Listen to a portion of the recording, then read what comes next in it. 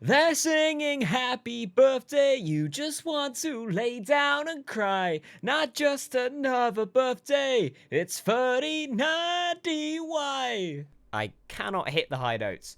I also cannot sing, I forgot to mention that. Well, with that being on the internet forever, let's swiftly move past that. Hi everybody and welcome to a video that is about 4 months late, to be honest, but there's no better time to talk about Tick Tick Boom than right now because it's just been nominated for like 2 Oscars, I think, and I'm about to tell you why it deserves like all of the Oscars. Just give it all of them. It's Lin-Manuel Miranda's directorial debut and he absolutely blows it out of the water. I'm very proud of him for this because it's very good.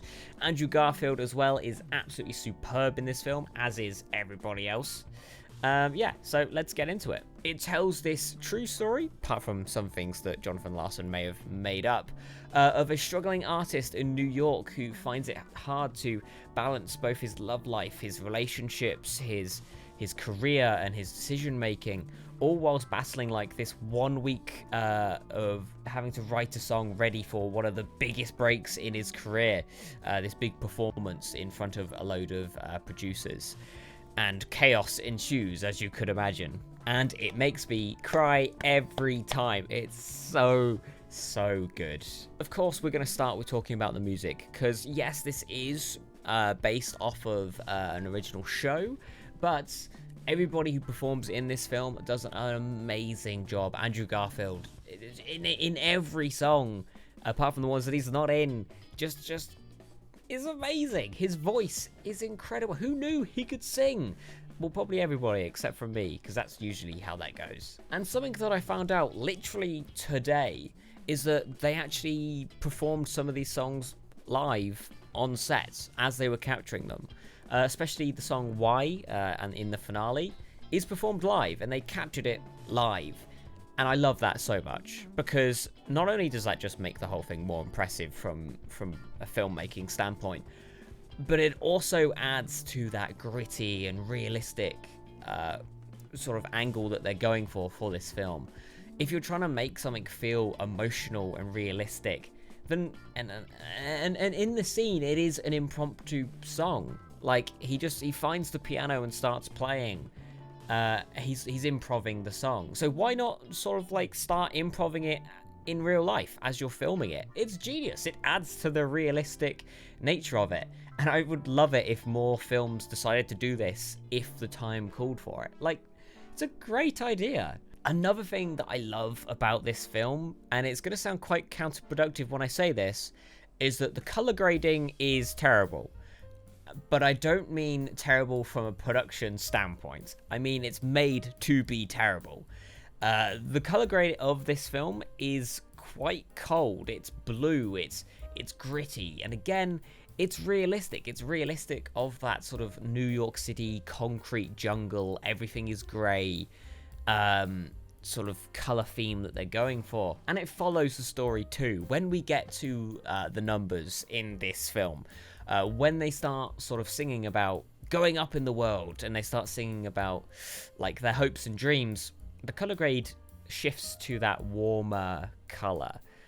It gives the audience a bit of a break from their eyes, and it allows you to sympathize with the characters a bit more, because you can understand that, like, yeah, like if things were to go Jonathan Larson's way, then the world would be much better. It would be a warmer, nicer, happier place.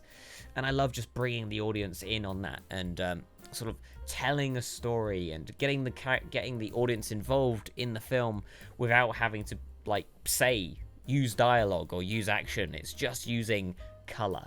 Color is crazy, y'all.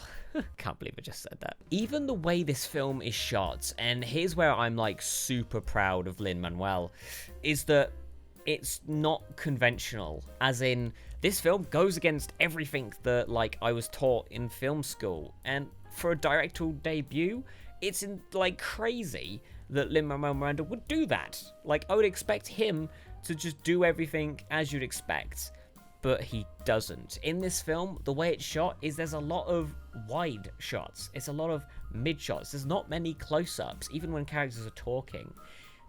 Every shot is filmed at a quite high aperture, so everything in the shot is like in focus and high detail. It overstimulates the eyes, and instead of isolating characters and making them feel lonely, they instead have everything going on in the scene. Everything is crazy. That reflects the story, because Jonathan Larson isn't really a lonely guy in this film. He has loads of friends who are wanting to like help him. He's not isolated. He's in fact like swamped with like people.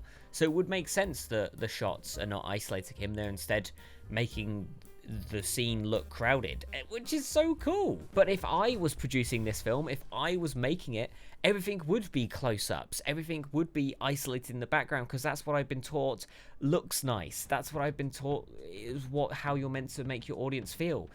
That's why I'm glad I didn't make this film.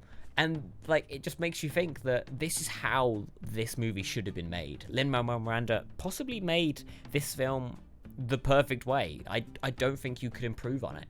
Of course, I would have filmed it with Dutch angles as well. Perhaps that's how you would have improved it, just a couple of Dutch angles in there, because, you know, they're great. And speaking of the production side of things, that brings me to my biggest point about this film.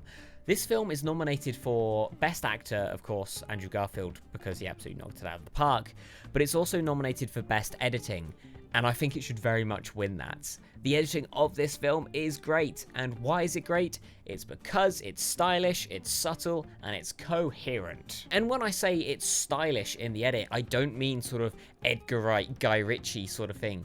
I just mean that it's got very interesting edits. You know, it has fast-paced, Edgar Wright-esque cuts, but it's subtle about it. It's not in your face, look at this whip pan or whatever. It knows when it needs to pick up the pace and be entertaining. It knows when to throw in sort of a music video, which was interesting.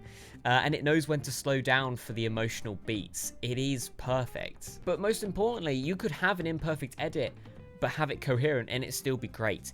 The biggest thing I have found recently with watching things like sort of The Gentleman by Guy Ritchie is that if the edit is incoherent, then it's not good. And let me explain. In Guy Ritchie's The Gentleman, and sort of his other films too, his edit is so incoherent. He adds like text on the screen that breaks the fourth wall and say, this is this guy, insert joke here. He does this like twice in a film and then never does it again. And the fact that it never appears again brings me out of the film and be like, remember that text on the... Why isn't he doing that again? I thought that was his style. I thought that was what this film was all about. I thought this was the comedy I was expecting. Where did it go?